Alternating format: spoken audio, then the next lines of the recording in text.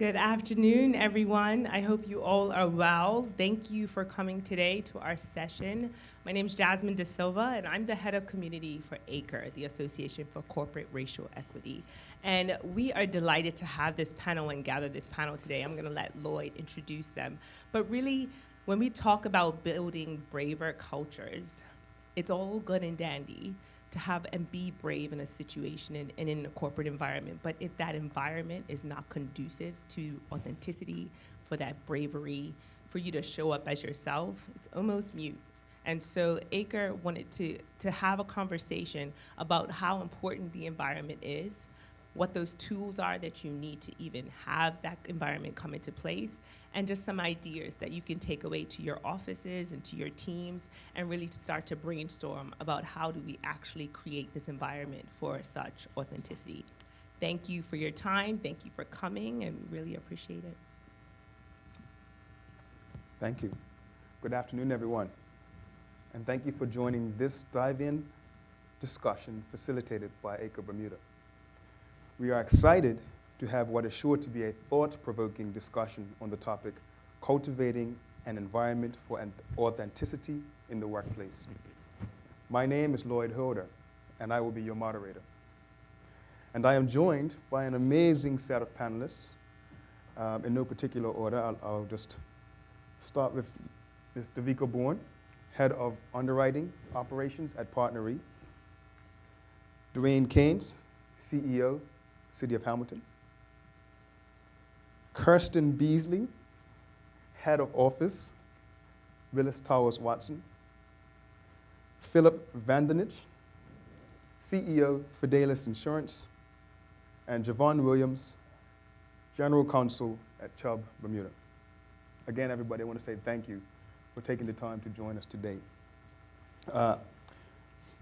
We have a lot of material to get through. I think this is going to be a very lively discussion, so sit back and enjoy it. But what I wanted to do is kind of set the tone for the discussion and provide a little bit of context around authenticity. So what I've done here is looked at a definition which is written by an organizational behavior scholar by the name of Dr. Patricia Hewlin. And what she says is, fundamentally, authenticity at work means feeling able to express or operate in accordance with one's genuine values, beliefs, motivations, culture, and personality among colleagues, managers, clients, and other stakeholders equally. I know that was a lot, so I'm going to say it again.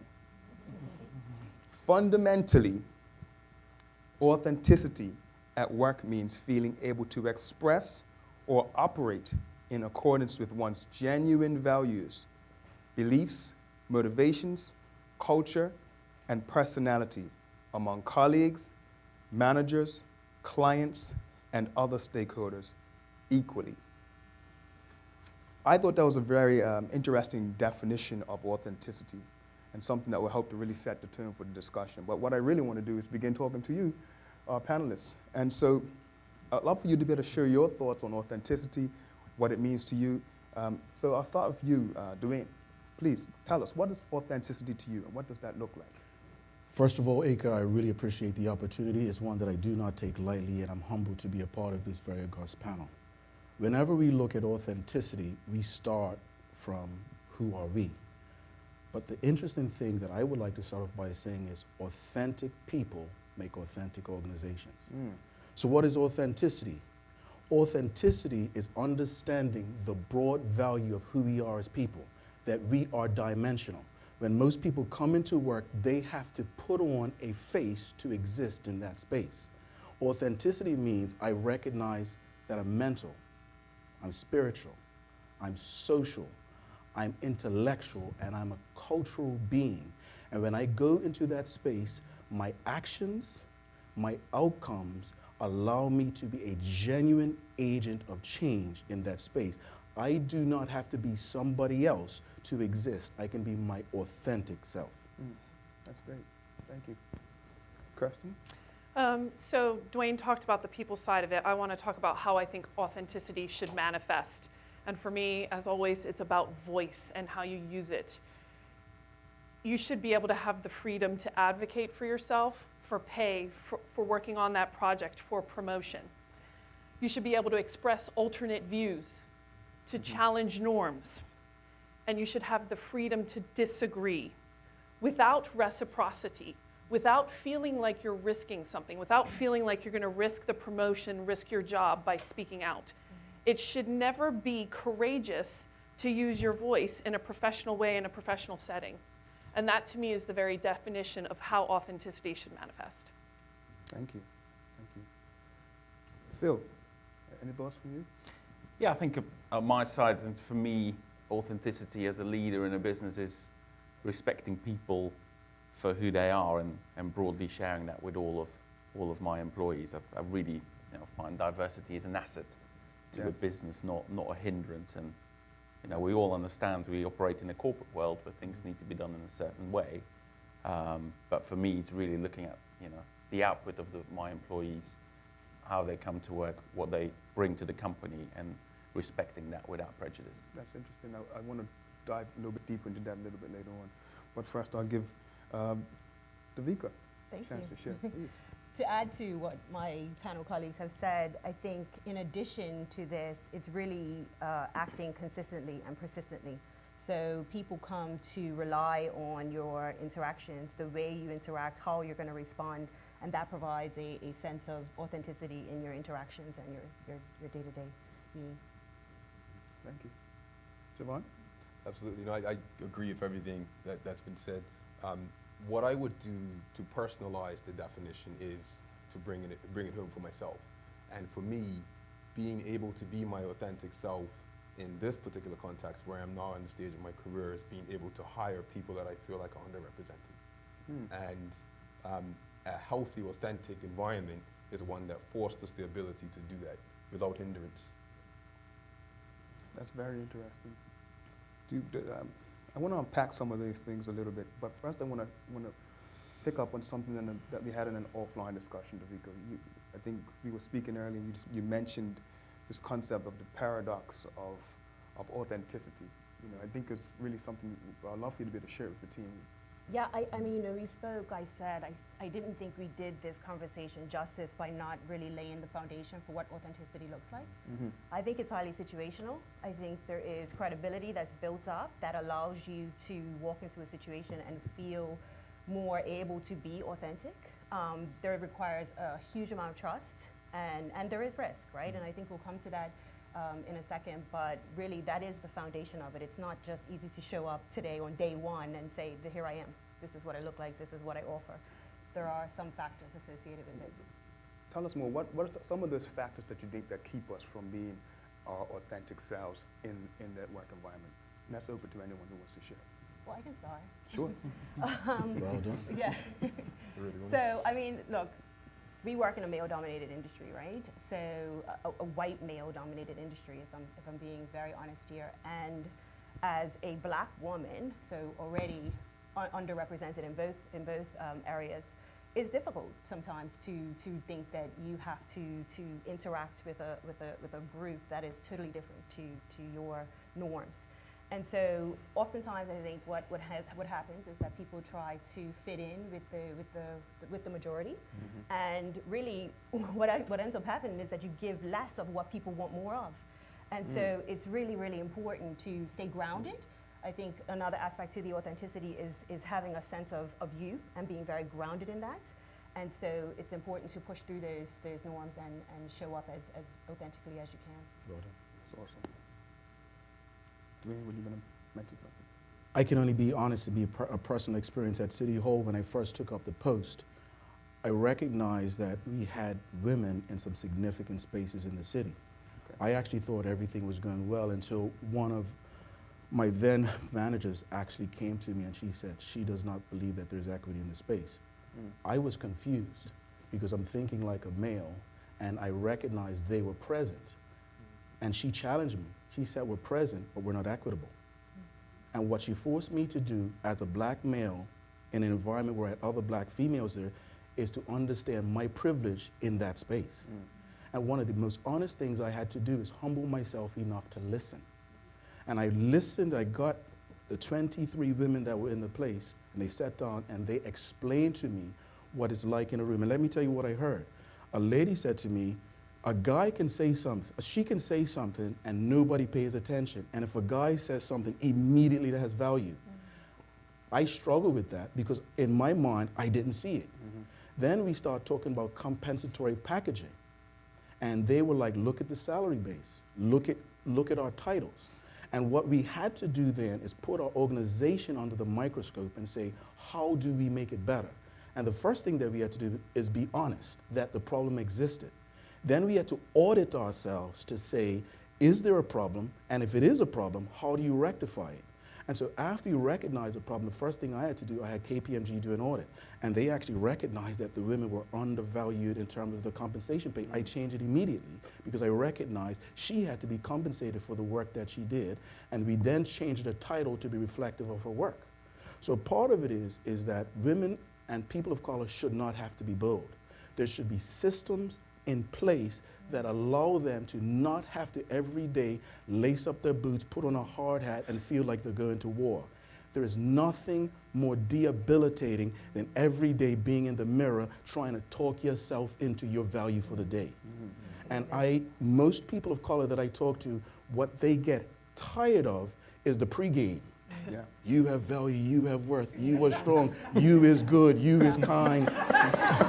We all know what that speech feels like. Yes, there now have to be systems in place that vindicate people who either don't have a voice or tired of fighting. Yeah. Most people are tired of every time they go into a space having to convince somebody that the playing field is not level. What vindicates that are auditable systems that hold people accountable and humble leaders that recognize there's an opportunity to change.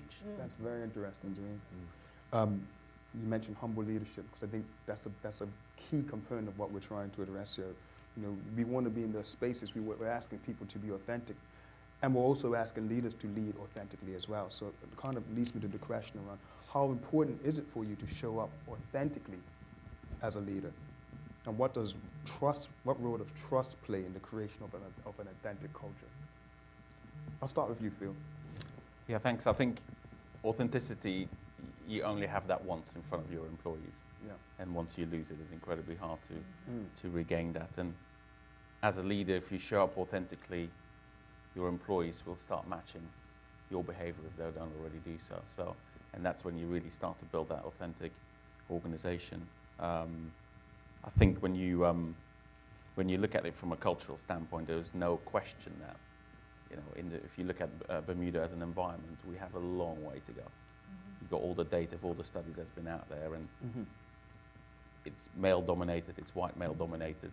You know, there's junior professional levels, there's promising signs there, but there's a long way to go at the senior level. And sure. I think it's acknowledged by the leadership in Bermuda, and really time to do something about that. So, I think ACRE is a keen driver of that, and I'm very keen as a CEO to support that.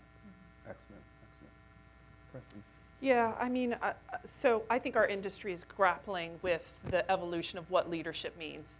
When I first started in the industry, 20 odd years ago, it was very much command control, right? Authoritarian leaders are supposed to have the answers. Leaders do not show weakness.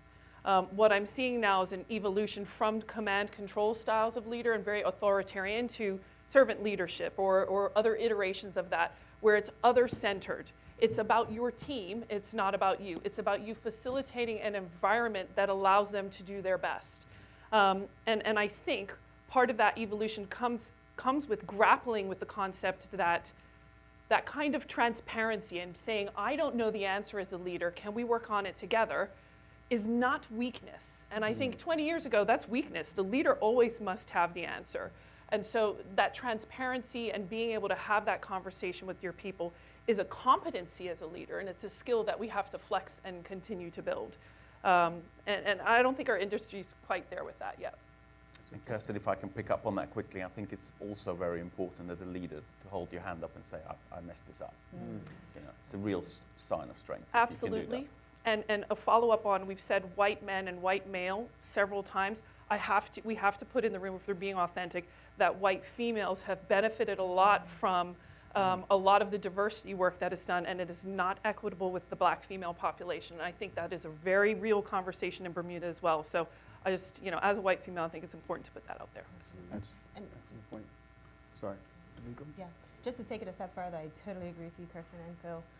But the communication is also really key in that too, in the authentic leadership space. I mean, really opening up things so that there's two-way communication, there's beyond hierarchy, you're open to that, and creating the environment that, as a manager or as a leader, I can take that kind of hard feedback from those who I influence and work with. I don't like to say who work under me, but nevertheless, I think that's a really key component in showing authentic leadership, because you strip away that, and everybody knows you're the boss. Let's be real.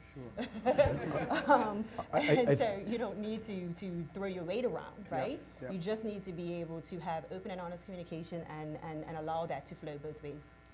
Most of the times, most of us go in rooms where we actually reflect the room. So white men like to be in the company of white men. In our world, we actually do the same thing.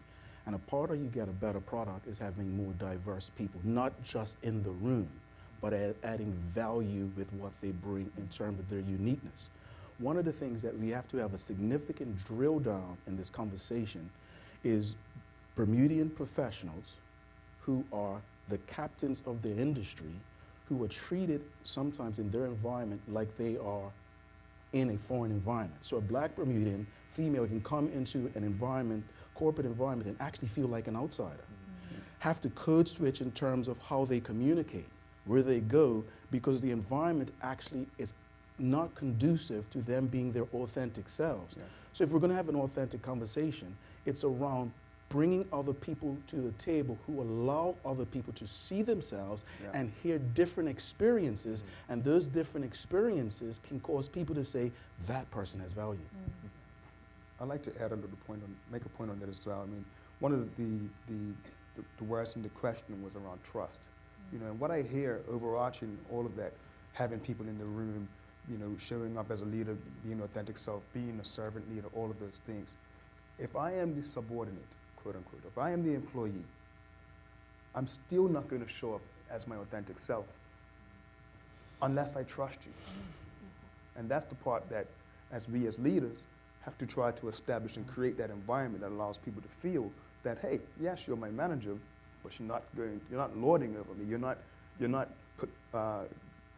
exerting some levels of command over me in that kind of way. You're actually working directly with me and hoping that we can work collaboratively. So establishing that trust, I think, is fundamental to making that happen.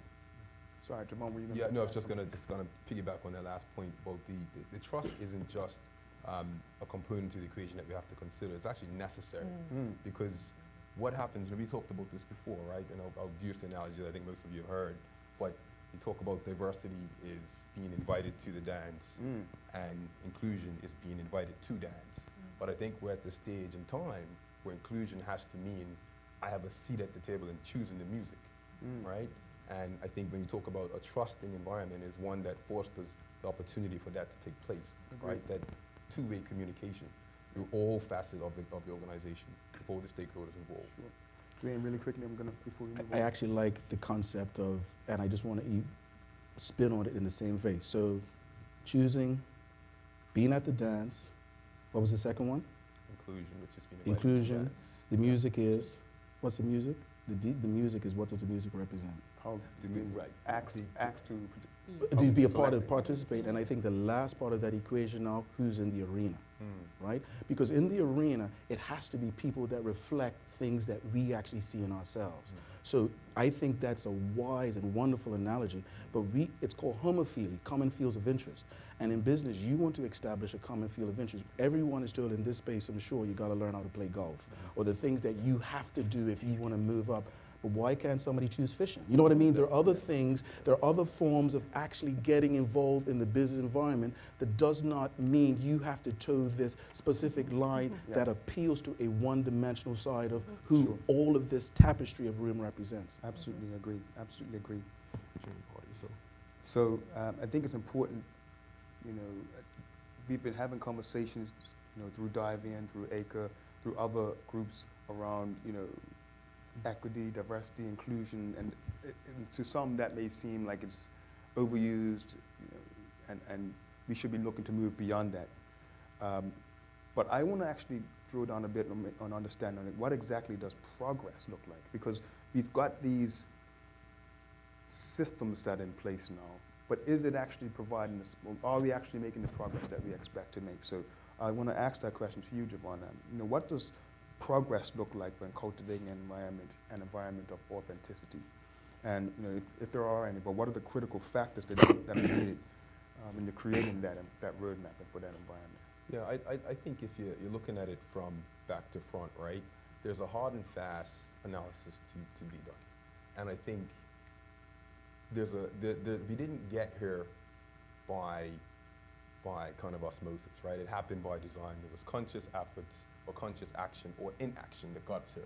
So it's going to take conscious action to get us out of it, right? And this is what I meant by the original question around authenticity. For me personally, it's the ability to actually do that action, right? If I see that there's an opportunity to hire somebody, for example, in my position, a black Bermudian, that I think is vital to the role, that can actually do the role successfully and eventually be in a position to do the same for someone else, then it's incumbent on me to actually make the decision and hire them. It's that simple, right? There's a lot of complexities around this, but I think people make things complex. It's a very simple thing. If there's less of this at the table, how do we bring more of that to the table? I don't want to oversimplify it, but it's simple math in a sense, right? That's very interesting. Any other thoughts from the panel on that? I think for me, is, when you see progress is when you see your employees flourish. And as a manager, you've then, put someone in an environment where they can become a real asset to the business.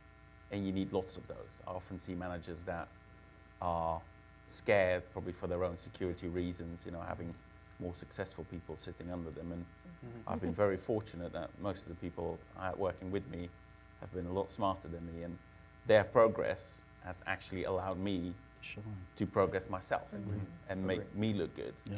And I think that's a very important lesson for all managers to understand. It's interesting, Phil.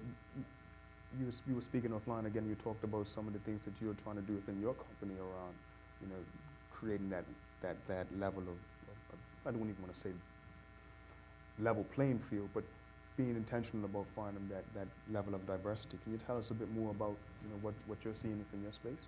Yeah, I think we try to be intentional about all the things that we do, and we've talked about golf here earlier. When we have socials in our company, we make them diverse for everyone, and make sure that not the whole calendar, but there's events in there for everyone. For everyone. Yeah, and it's decided on that basis. I think from a job interview standpoint, we always make sure that there's different ethnicities and genders in the room, so whoever sits on the other side has some level of comfortability walking into a job interview. We all know how scary those can be. Sure. So I think those are really important aspects, and actually they're quite simple things to do. It doesn't require a lot of complex decisions, and you can see progress immediately after that. For us as a business, we're looking to get to have our business in 2028 be a representation of Bermuda as a society, both from a gender and an ethnicity standpoint. And we operate in a culture at Fidelis about timelines and tangible goals, and that's one real tangible goal for us. And we have a long way to go, but we're making good progress on that journey. That is outstanding. I actually, first of all, would like to commend your company for such a bold step and actually setting achievable deadlines. And as we talked about last night, I think representation is the first step, but I also think in representation is an authenticity piece. I can choose somebody who looks very different, but actually shares the same value system. That's right. So it's no longer just about representation. It's does that person possess a different thought pattern that actually challenges the organization to be better? Representation is the first step in making change. The second step is, do I value somebody enough for them to differ from me, but still see the value in their point? Yeah. We now have, you asked how you address progress. 10 years ago is having us in the space. Yes. Now, we don't want to just be in the space because that is patronizing to us now. We're at the point now, having me in the room and not having my voice is actually patronizing. I want to be a tangible player. How do I judge whether or not you care? Is by how you treat me. And a part of that treatment is compensatory packaging. If I'm in a room, and even if I'm in the room, I'm in a boardroom, Does my paycheck reflect the paycheck of the person sitting next to me? Hard conversations, because it's going to require individuals to be honest. They're going to have to be transparent. Here's the one word that companies who are serious about change do: they audit. And audits are very rarely done by that organization. They're done by independent bodies. My organization, City Hall, we have investors and people. They come in, they interview, they take a dip sampling of the organization, and they tell you the health of your organization. They're an international body, and they tell you what's broken, they tell you how to fix it, and they give you a timeline by which to fix it. And if you do what they say, you are graded, but you have an identifiable system to see your growth. It's not good enough anymore to say, I have somebody in the space. Kirsten, did you have something you want to offer? Yeah, I mean, I guess the piece that I struggle about this is how to measure. How do you measure culture? What does that look like? And I really, really grapple with that. So instead of sort of focusing on numbers and metrics, which I still think are important, and having very real goals, I've focused on goals as it relates to two things I want to achieve in culture: openness and listening, and I'm going to talk about that a little later, but also having visible career pathways. And this is something that came up on another panel that Caines mentioned around creating development plans, co-creating development plans with your employees so that they feel your stake in their career and vice versa. And so instead of focusing on numbers and metrics, it's focusing on actions that I want to take that have direct links to the culture of our organization. But the measurement piece is tough, I find. Yeah, I think it is a tough thing. You're trying to put a number around a hard element, right? And just to add to that, Kirsten, I mean, the development plans are key, but the commitment to the development plan is just as important.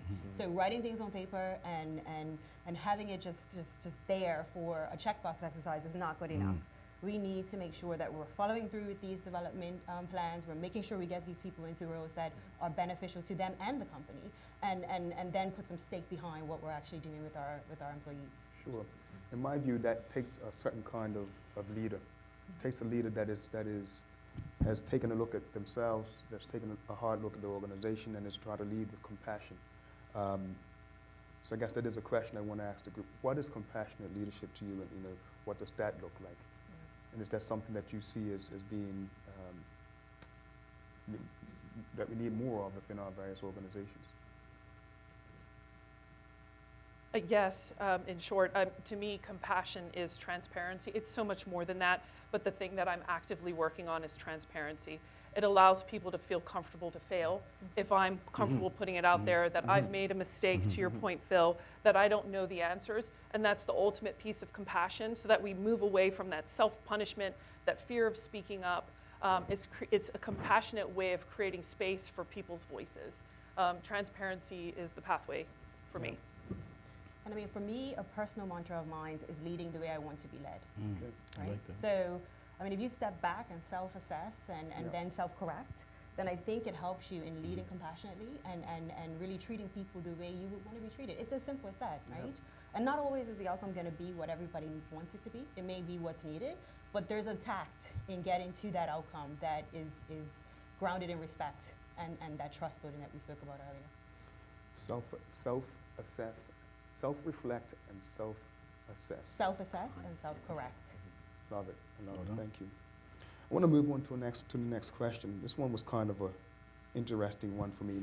Many of us have been in the industry for years, and we know things about stuff. We know things that are taking place in various organizations and dynamics and of the like.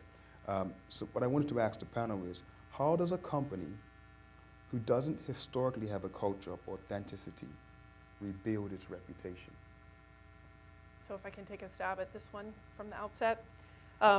So I think leaders need to fundamentally view sort of culture work as forever work. There's no goal per se. There's not an end line here. It's as much a part of your strategic planning as your P&L management. What are your goals that you want to achieve? What are the actions that you want to take to get there? And that's your plan for the year, and you execute on it and you tweak it as you need to. It's an iterative process, but it's never not on your agenda. I don't think there's an end state that we're working towards here. I think we all have a definition of that in a moment in time, but it's constantly iterative. And to me, if you approach it that way, it enables a culture of experimentation. Because let's be honest, None of us have the answers here, right? We're all trying different things and trying to make people more comfortable and trying to shift our environment and shift our culture, but we need that experimentation piece at the forefront. And what I'm doing and what we're doing at Willis is one thing that I actually think is going really well. We've built these engagement teams, we're calling them. They're multi-segment, non-hierarchical, so you're not in with your team, you're not in with your leader. They're led by the team. I don't sit in them, and we use them as a listening and an engagement post with the team. So if we're having a problem, right, we're failing on our compliance audits, guys, what's going on? And we ask the same question to all 3 of the different teams, and it gives the team a chance to practice using their voice in what I think is a safe environment. It allows me to listen as a leader. I don't know everything. I need to know what you see because I don't see it. And so we take all of that and we synthesize that. And my job as the leader, not just to take it and off I go, but to come back and be accountable to the teams. Here's what we learned. Here's what we're going to do because your voice is valuable and you surface things that we didn't know about otherwise. We've done it for a year. We've done 3 of them. And I think they've been largely very successful. And again, it helps the team, especially our young and up and coming, practice using their voice because what they see matters. That's very good. That's very good. Jevon, do you have any thoughts on it? No, I was just going to say that's the environment. That you fixed it. Not yet. I like it. Our work's done. But I mean, it's again, I really, one of the things that always sits in the back of my mind when we have these conversations is that we and again I said this already, but we build in this like complexity around. Unfortunately, what happens when we do that is we almost polarize ourselves, right? I think these are some concrete steps that we can all take in all of our lives, our organizations, to actually make things a little bit different, right? And Kirsten's personalized it, I think, right? Yeah. And when she's in her organization, she's created an environment that allows people to talk from the bottom all the way to the top, and then you can also audit, as Dwayne said, right? It's going to bring the points together, and then you can adjust as you need to, as Devika said, and then I'll leave it there. That's amazing. Now, Kirsten, what you've described sounds like it impacts more than just the C-suite. This is something that is definitely pushing down into the other parts of the teams, through the middle management, et cetera, as well. Am I correct? I hope so. I really do. I mean, we're constantly asking, how's it going? How's this working? At all levels. And I do feel like it's teaching real skills, right? Listening is a skill. It's a leadership competency that we have to teach. Yeah. And so I do think it's having the impact that I want. Yeah. So that leads me to another question around middle management in particular, because middle management at times is they may operate in a different realm, in a different world at times than what's taking place at the C level. So my question is around, what is middle management's role? And how are you training your senior staff members to execute and cultivating an environment that is more viable? Because middle management exactly is that's where the rubber meets the road, if we're honest. So I took this question as a self-reflection point for myself in what are the barriers that are creating or that exist for the middle management level, right? And I think the 2 that stood out to me the most are fear and past experiences. So really, as leaders of middle managers or people managers, we need to unpack that. We need to find out what this is, what's preventing it, and then make steps to try to help that level within the organization to be more open, to be more authentic. So I want to unpack that a little bit. Mm-hmm. So what do you think is the biggest driver for the information, for this attitude of collaboration and authenticity not penetrating the middle management space? This one for you, Ms. Beasley. Yeah, so I admit to have been several times over the last half decade very frustrated with this very point, right? What we're doing is not resonating with middle managers. There's an element of defensiveness, right? Because what we're saying is you're the problem. And whether they are or not is almost moot because it shuts down dialogue. So from my view, it's flipping the script around how we're having the conversation. We need to start teaching these things as skills, and I've touched on this already. It is a leadership competency to be able to listen, It is a leadership competency to be empathetic, right? This is all EQ stuff. These aren't nice to haves anymore in our industry. You will not be able to progress going forward in our industry if you do not build robust emotional competencies. Listening, empathy, self-regulation, admitting failure, admitting mistakes. And we need to flip the script and show our middle managers that these are skills that you must have. You can't go forward without them. And we haven't done that effectively. So I think it's a communication issue. And also, I think we need to highlight coaching. Coaching is a skill. There are many opportunities to coach in Bermuda, right? Coaching teaches empathy, and it teaches listening skills again. So I think there are a couple of things that people can take on board to start to shift that piece. But I am frustrated with the frozen middle. It's the why for me, and I don't mean to monopolize this part of the conversation, but I really do think it's an opportunity for us to drill down on it. If we can understand the why, it does not necessarily resonate. I think it'll be helpful for us to be able to move past it. Dwayne, do you have some thoughts? Your middle managers, as you know, and we will appreciate, these are your sergeants, right? They're the ones who actually have to enforce or drill down the message. So middle managers are the ones who actually tell you about your organization. And if your middle managers are dictatorial control freaks, egomaniacal maniacs, that's pretty much how your organization is. And the reason why I say that is, if you look at most middle managers, they're the enforcers. And they usually are the ones that somebody up top says, they are the next level for what my senior management looks like. So you know what they do? They get people in that sphere that mirror their philosophy and their thought patterns. If we're going to change organizations, we have to identify three critical things. Who am I? Meaning, who am I as an individual? What am I called to do? Who are we as an organization called to do, and what are we called to do together? So at the center of it is a company ethos. And it's based on how I see my company growing, your value system. And then when you choose leadership, it's not about a personal relationship, it's about somebody who aligns with the organizational values. If you're going to change middle management, you have to change how they choose middle management, and it cannot be based on, in communications, it's called a homophilia, or common field of interest. You want individuals that bring a new dynamic look at your core values. We talked about this yesterday. In Bermuda, most of the middle managers in the international environment, as we talked about yesterday, are white male expatriates.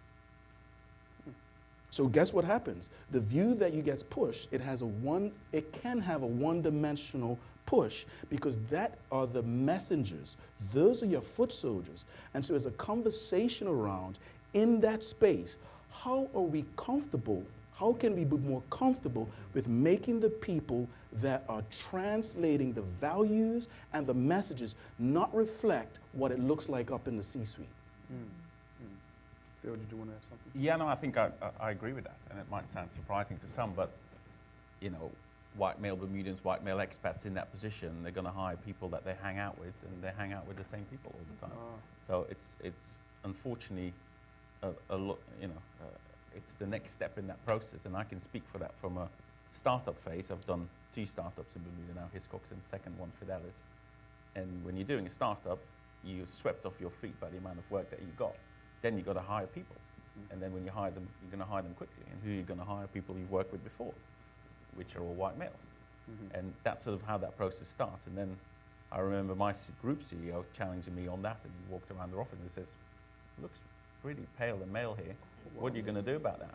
And you know, we came up with a plan that we now have, and we're on that trajectory of adjusting that. But it's okay to admit that that's actually what's going on. And you know, ABIC and ABIR have done studies in Bermuda, and you can see the trend clearly there. And for me, as a leader in the insurance space, we look at numbers all the time.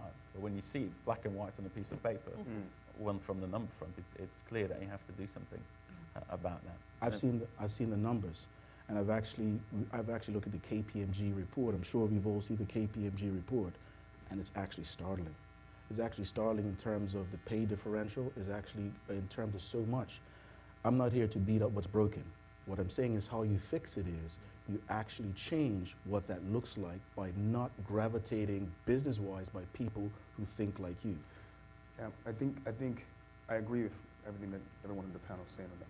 My thoughts on it are as well related to, you mentioned, a self-assessment, self-reflection, self-correction. Thank you very much. Correction. She's paying attention.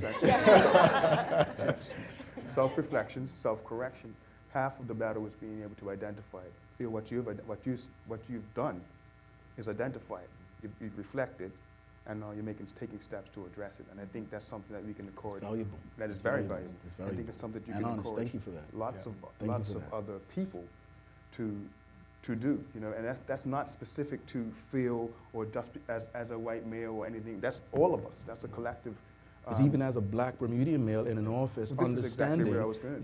that I had the same issue, but it's just on a different spectrum as with women and how I led. So we can't just place it as where the power lies. Yes. Because you have another dynamic with women in a space, and then it goes tribal in that space. It's how do you interface with power, and do not let the power get to your head. And how do you share it? Sure. I want to move us along really quickly. That's kind of heavy. Take a sigh. Drink some water, maybe. I've gotten through most of the questions that I have on this list, but I think it's important for us to look to end this portion of the discussion with a summary of the key takeaways. One of the things that I want to make sure that we do is give the team an opportunity to hear what we see as being the most important things. If it was one thing in particular that you wanted someone to learn about authenticity or to take away from this particular session, what would that be? And I'd like for each of you to take a moment and reflect on it, and then of course share. I'm happy to share. I think the red line in all the discussion for me is value, and employees being valued. And as soon as people get to that stage in their career, and it takes a bit of time to get there, irrespective of your background, they start thinking about the business. They start thinking about the business when they're in the supermarket. Their business becomes their identity. And as soon as you have that as an employer, you get so much more benefit out of your employees, and they start cooperating as a team together. I think that's the real key component. And employees only feel valued if there are authentic leaders and authentic people around them. That's excellent. Excellent. For me, it's no coincidence that we're talking about authenticity during a dive-in where the theme is braver cultures, right? So I challenge everybody in this room today and who's watching to be brave, right? Christy Hunter Arscott said it best, courage over confidence. And so I really, we have to step back. We don't walk into an organization on day one as our authentic self and as the brave person that we can be. It takes time. I mentioned that in the paradox. But self-assess and self-correct. It's a journey. We're not going to get there overnight. It's going to take time. But really challenge yourself. Have the courage to be your authentic self. Stay grounded in your values and use those to help move the business forward. I think you'll realize how attractive that is to those who you lead. Real is relatable. It's excellent. I think it's actually primal. We've spent so much time in trying to fit in, we've actually lost who we are. Whenever we go into a space, most of the times, particularly people of color, everyone tells us what not to do so we're not typical. Most of us are told what they expect from us, and so go in there and shine.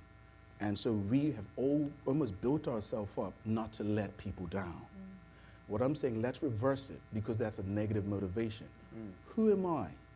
What is my integrity-based self? And base your life around a principle that no one can take away from it. And if you walk into a space, have value that people can see. The other thing is, outwork everybody in the room. You may not be the smartest, but you have to be committed to work. The other thing is, be coachable. Find somebody that knows more than you, and be a sponge, and be humble enough to listen, be humble enough to learn, and also find people outside of your industry that keep you grounded. Sometimes the best gift you have is that friend around you that actually makes you remember who you are. I didn't say bring you down, but keeps you grounded with the things that matter. And surround yourself by people who are genuinely interested in you and celebrate who you are. And when you walk into a space, that almost radiates. And people want to be attracted to you and come to you because they actually see there's something different. Fitting in only lasts for a while, and there's going to come a point in time where people are going to want to see the real you. And if it's inauthentic, everything you stand for is going to come crushing down. But here's the part that you all have to realize.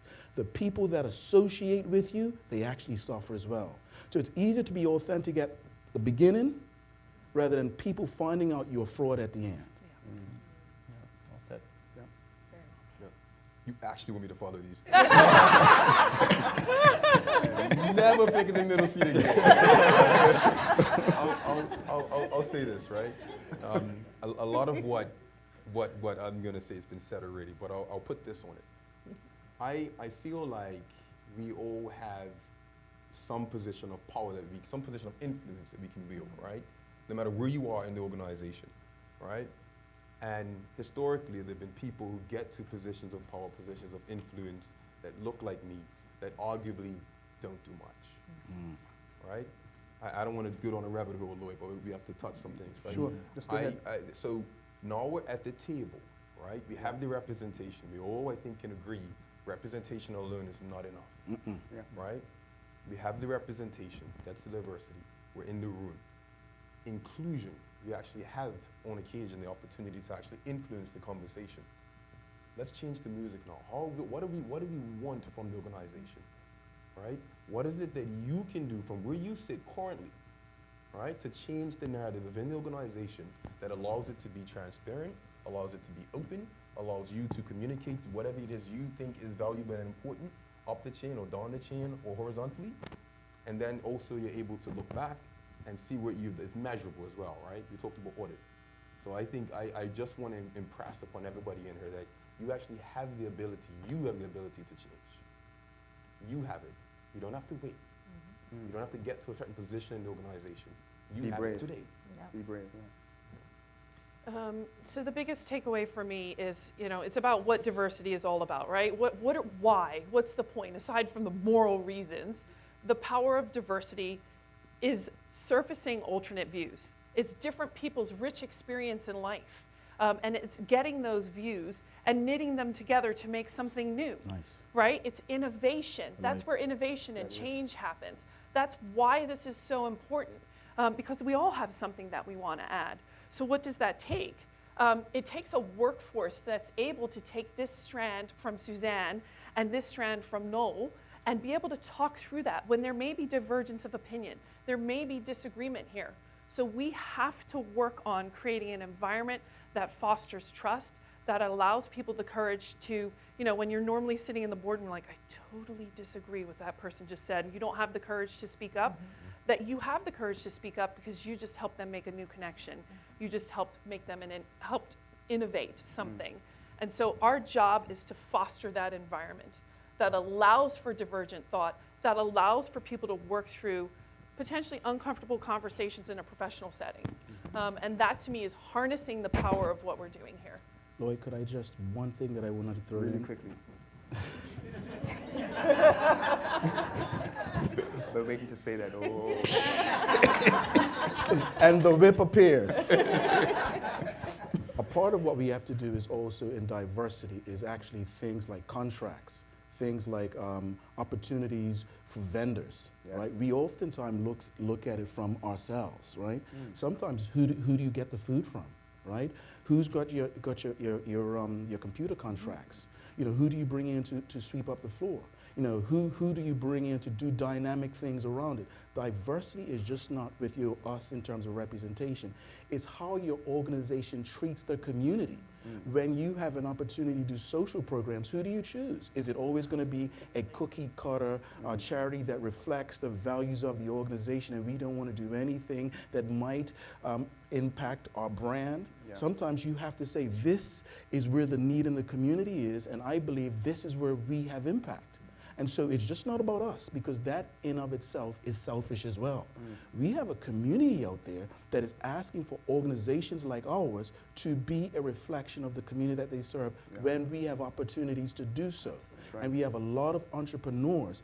in our community that are dying for opportunities in our spaces, and some of us can do things. Yep. And it's just not about music or food, getting Jamaican grill or getting a DJ that you know to play your Christmas party. That's important. But there are other areas within your company that you can show that we have a diverse community in terms of opportunity. Sure, and I think that's a real opportunity for us to show that authenticity now. So when you come in to that conversation, or when we're having that planning exercise around the next activity or the next opportunity, strategic objective, et cetera, we can now bring that little bit of diversity, weave that thread into it, and now our presence is thinking about the opportunity in a different way, and in a way that can be more inclusive. I want to wrap up with this segment of the panel right now. First, I want to say thank you to everybody that's been able to join us today online, and those of you that are in the room as well. I also want to offer a few minutes for questions, if there are any questions from the audience. Please. So I have a few questions. I'm just going to ask one right now. I have a few questions, but I'm only going to ask one right now. Just an observation I have. I've worked with several companies that have been around for several years. They're long-standing companies. And I find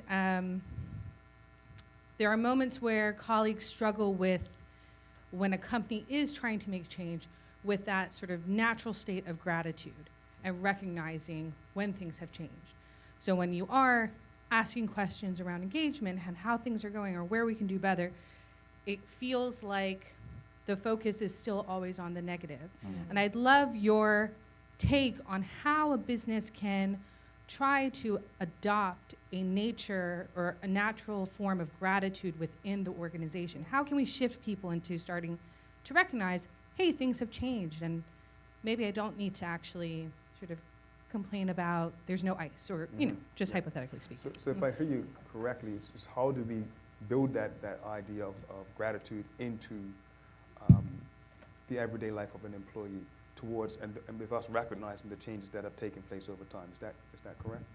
Yes, and especially for an organization where there might be legacy sort of issues. I don't want to say trauma, but yes, they might have past experiences which have challenged them to then get into a space of recognizing that things have changed, and I should be grateful, well, not grateful, but a level of gratitude towards it. Interesting. I actually work in an organization that we have that issue. We have had legacy issues that are 275 years in the making, right? I don't need to say anything more. And the reality is, organizations have the responsibility to be accountable for their history. A lot of times people start complaining when things change. What I had to come to grips with as a leader of an organization is I wanted things to move quickly. And people were waiting me out to see how authentic the change was. They had heard and seen so much before, they were tired of the window dressing.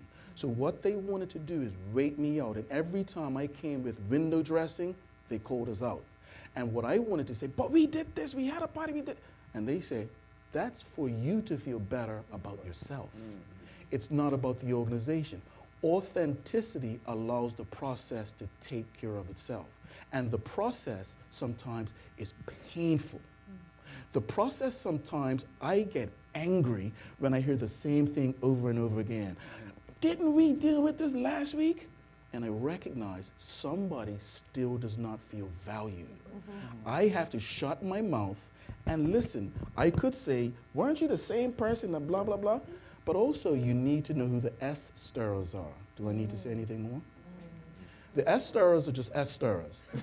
And, right? That's a technical term. And that is, and you know who they are. And once you find out who the S stirrers are, what you find is you have to isolate them and put them in a category. Because some people, there's nothing you can do. They're always going to be an S stirrer. But there are people within your organization who give you authentic feedback. Organizationally, you have to be humble enough to listen and bold enough to change. And seek what's behind that, right? I think oftentimes you hear people complaining. What is beneath, what lies underneath the surface that they're not saying? It's going to take a probing exercise. As leaders, we have to be able to commit the time to find out what lies right beneath the surface that's not allowing people to appreciate the progress that we've made. And that's what I spoke about when I spoke about the middle management and the barriers and understanding what's preventing that. I think that comes into play here as well. So we have a question from online. Kara Hotzel, she says, is there anything that you can do as an employee, non-manager, to enforce/encourage the diversity and authenticity in your organization? Is there anything that you can do as a non-manager to encourage diversity in your organization? Very good question. Yeah, I think so. One of the things that I think is important is that if you have a manager that you trust, somebody that you can actually go to and talk about these things, it's a lot easier, right? You can be transparent about what you believe the issues are, and then perhaps encourage some change around them. But what if you don't? What if you don't have that person, right? I think a hard and fast go-to that I would encourage you to do is to try and find that person. One of the things that we kind of skirted past in all of our comments and discussion, I think, is the progress that's already taken place. That's true. One of the things that I was very encouraged by through the Acre event, I was really impacted by, we had a lot of the students showed up and we had a conversation on the discussion rather in Bars Bay Park. Well, a lot of the older folk, longer in tooth, would basically say things like, I remember a time when you would never see this. There was a time when you get in the room, you look across the way, and there's that one other person that looks like you. They share whatever it is that you have in common, and you have that glance, but you can't talk to them. It's too concentrated. Too many on side. You have that exchange, right? I think that we're at a place now, particularly following, again, sorry, I'm trying to stay away from the rabbit holes, following George Floyd, his untimely passing. What I think was really murder. What I think was really impactful following that was it was okay to have these conversations. It kind of made it surfaced a lot of these conversations, right? And I think we need to ride that wave continually. In fact, I don't even want to call it a wave. It's the consistency. It's the understanding that this is a journey. It's not a destination, right? And we have to keep unpacking the conversation. So I would look for that person in the organization. I guarantee they're in there. They're in the organization, right? Locate that person and try to have that conversation with them. Can I follow up on that? Please. So I think when you're a non-manager, you're not disempowered because you don't manage people. Visibility matters, right? Showing up, being present, being here, and standing in allyship and speaking up when someone's not at the table and you are. Those are all things that are within your control when you're a non-manager. So being very visible, and again, using your voice not just for yourself, but for others. Excellent. Everyone? Oh, sorry, we have really quickly, we're just about to begin wrapping up. Really quickly, just a couple quick observations. Thank you, everyone. We touched on the middle management issues. One of the things that I probably wanted to mention in the conversation is that people reach middle management typically based on their technical skills, and they shouldn't necessarily all the time always be managers of people and people's careers. That's an entirely different skill set. And so sometimes we have people in management positions who are technically good at their jobs, but shouldn't necessarily be in charge of people's careers. So that's an observation. The other thing, I only have three, I promise, Lloyd. The other thing that happens in Bermuda, which is unique, is we have an expat community that comes to Bermuda, falls into another expat community, and they learn Bermudian culture from expats, right? And so to be able to have an authentic environment, expats do have a responsibility, I think, to inject themselves into Bermudian culture with Bermudians, to understand what the culture is and what it isn't, because a lot of times, this isn't something that's unique to expats either. It's stories that are passed down from person to person, and so you get a little bit of Chinese whispers. And the last thing I'll probably add is that, in leadership, we have to model what it is that we want to see, right? So if we want authentic cultures, and we want people to be able to speak up, and you want to see that kind of disagreement, and people feel comfortable doing that, and sometimes we have to do that. And Phil said something really interesting earlier about, when you mess up, say it. Look, I got that wrong, whatever. That goes a tremendously long way. But if you want people to say, actually, I want to push back on that sentiment that you expressed just now, it's really powerful when you see the leaders of the organization do it amongst themselves. And not in a way that sows discord, but in such a way where, like, I take your point, I understand why you said it, but when you see that kind of interaction, it really opens up the door and makes it a reality for people who are coming up to say, it's not, I have to sit back and just listen to what everybody has to say. I could actually offer an opinion on it. So I think those 3 things will really go a long way in terms of helping people build authentic cultures. Thank you for that. Thank you for that. Unfortunately, everyone, we are out of time. I'd like to say a warm thank you again to the panelists. Thank you to you, the audience. You've been a great group. We appreciate you being out here and to support us. I think that's it for me. That's a wrap. Thank you. Thanks. Well done, guys. We can